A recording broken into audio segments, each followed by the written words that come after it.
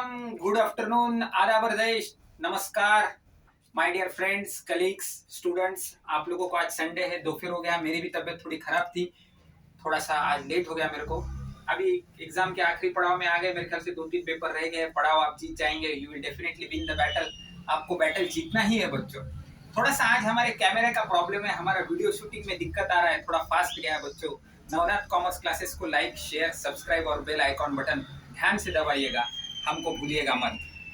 आज का ये जो लेक्चर है, ये कोई स्टडी लेक्चर नहीं है। बीइंग अ संडे, कल से अपना रूटीन लेक्चर चालू हो जाएंगे 11 के। This is a motivation lecture. Motivation lecture में एक वर्ड दिया है मेरे कैमरामैन फ्रेंड ने, रिस्पेक्ट का। और रिस्पेक्ट वर्ड के ऊपर आपको एक छोटी सी 10 मिनट की ही कथा सुनाने वाला हूँ। कथा ओरिजिनली सुनाने वाली है कुमार विश्वास साहब ने। दिल्ली के एक बहुत अच्छे कवि है। एक स्पिरिचुअल लेक्चर में यूट्यूब पे आप उनका लेक्चर सर्च कीजिए, आपको ये कथा मेरे से ज्यादा बहुत अच्छे तरह से समझाई जाएंगी, दिखाई जाएंगी। उन्होंने बहुत अच्छे तरह से इसको पिरोया है, समझाया है। मैं कुमार विश्वास जी को सादर प्रणाम और नमन अर्पण करके आपको 10 मिनट में शॉर्ट बट स्वीट में ये कथा सुना देता हूँ। कथा ये है बच्चों, राम और रावण की छोटी सी कथा है। युद्ध भूमि में युद्ध रावण के साथ चालू करने से पहले राम जी ने एक मनुष्य रखी थी कि अपन एक यज्ञ करवे, और यज्ञ युद्ध से चालू होने से पहले हो जावे तो अपना यज्ञ सफल हो गया तो अपन युद्ध भी जीत जाएंगे। बाली, सुग्रीव, अंगद, हनुमान जी जो उनके साथ थे, राम ने जब ये संकल्पना उनके साथ डिस्कस की, बोला उनको यज्ञ करना है, तो राम, सुग्रीव वगैरह उनको बोले साहब युद्ध भूमि के पास जब आप अगर यज्ञ कर रहे हैं तो यज्ञ करने के लिए जो पुरोहित चाहिए, जो आदमी चाहिए, वो यहाँ आपको रावण के सिवा कोई नहीं मिलेगा। तो राम जी उनको बोले वेल एंड गुड, अगर वो रावण जी आते होंगे तो उनको पूछ लो, अपन यज्ञ कर लेंगे, अपना यज्ञ सफल हो जाएगा, अपन अपने रास्ते, वो उनके रास्ते। ठीक है बोले। बाली सुग्रीव उनकी बात हो गई। एक दूत का आयोजन किया गया। दूत रावण जी के दरबार में पहुंचा। रावण जी तैयार खड़े वही थे, दरबार में बैठे वाले थे। दूत उनके पास आया। रावण जी बोले उनके भाषा में, अपने भाषा में, मतलब बोलो मैं आपकी क्या सेवा करूं। बोले तो बोले महाराज, मैं मेरे महाराज की तरफ से आया हूँ। वो युद्ध चालू करने से पहले यज्ञ करना चाहते हैं, और वो चाहते हैं कि यज्ञ का पुरोहित आप करें, आप उनके गुरुजी बने, क्योंकि आप कोई बड़े कुल से भी बिलोंग करते हो और आप एक क्षत्रिय भी हो। तो आपके गुरु, आपके जो यजमान है वो श्री राम है। बोले तो दूत बोला हाँ, वो युद्ध की जीत के लिए यज्ञ कर रहे। बोले हाँ ठीक है। बोले अभी आप मेरे दरवाजे पे विनती का याचक लेके आए हैं तो मैं आपकी विनती ठुकराऊंगा नहीं। दिए गए समय पे मैं आपके यहाँ पहुंच जाऊंगा, और यजमान को बोलना कि अगर कोई सामग्री कम भी रही, कुछ कम ज्यादा भी रही, तो मैं पूरी सामग्री के साथ वहां पे दिए गए समय पे पहुंच जाऊंगा। दूसरे दिन का जो लिखित समय था वो टाइम पे श्री राम जी पूजा के लिए आ गए। वहां से पुरोहित जी भी आ गए, साक्षात रावण वो यज्ञ की पूजा के लिए आ गए।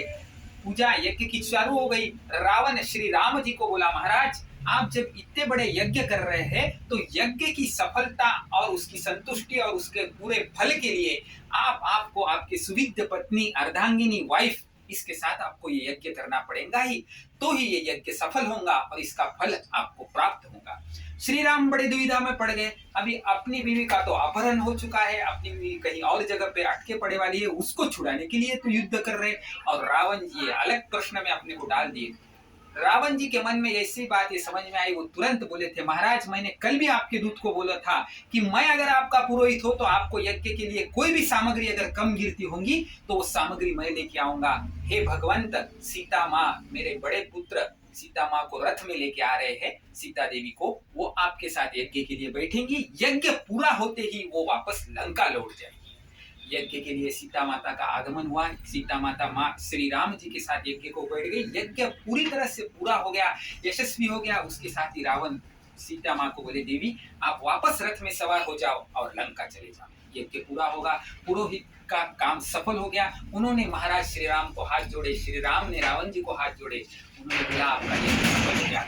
बच्चों, दो चीज इसमें बहुत इंपॉर्टेंट है, ध्यान से सुनो, आखिरी में आ गए। रिस्पेक्ट। रावण भी राम जी के दुश्मन थे, राम भी रावण के दुश्मन थे, पर दुश्मन भी कैसे थे देखो, जो प्रिंसिपल फॉलो करते थे, काम अपने जिसको जहां पे करना था वहां पे करते थे। रावण को जो काम दिया था उसने उसको पूरी रिस्पेक्ट के साथ सामने वाले का सम्मान करते हुए निभाया था, और राम ने भी जिसको युद्ध भूमि पर बुलाया था पुरोहित के लिए, वो दुश्मन होते हुए भी उसका पुरोहित एक्सेप्ट किया था, उसका वो काम एक्सेप्ट किया था। तो दोनों ने एक दूसरे का रिस्पेक्ट किया था।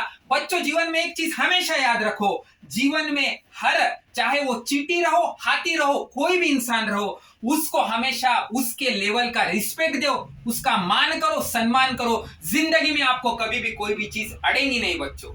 अंग्रेजी में एक कहावत है बच्चों, although money is everything, although money is something in life, but it is not everything in life. तो बच्चों, हमेशा ये चीज ध्यान में रखो, हर जगह आपको पैसा काम नहीं आने वाला है। अगर पैसा भी आपके पास बहुत रहा तो आप रिस्पेक्ट दो, हर आदमी का सम्मान करो, उसको प्रॉपर सम्मान दो, तो आपका सब काम ये पूरे जिंदगी में आखिरी तक आराम से निकलते जाएंगे। और साथ में सबसे इंपॉर्टेंट, अपने माँ बाप और अपने गुरुजनों का सम्मान करो। माँ बाप का सम्मान और गुरुजनों का सम्मान आपने कर लिया तो आपको जिंदगी में किसी और का सम्मान करने की जरूरत नहीं है। ये छोटी सी कथा आपको मोटिवेट करने के लिए दी गई थी। इसके अंदर रिस्पेक्ट, दोनों ने एक दूसरे का रिस्पेक्ट, भले ही एक दूसरे के वो बहुत बड़े दुश्मन थे पर रिस्पेक्ट किया था। इसके वजह से श्री राम जब रावण जी की मौत हो गई, धराशायी हो गए, उसके बाद रावण को भी मिलने गए थे और उन्होंने रावण जी को बोला था कि आप एक महान योद्धा हो। This is called as respect. बच्चों, जिंदगी में हमेशा सबकी प्रॉपर रिस्पेक्ट करो। धन्यवाद, गुड डे। शेयर करो, लाइक करो, सब्सक्राइब करो नवनाथ कॉमर्स क्लासेस को। Thank you.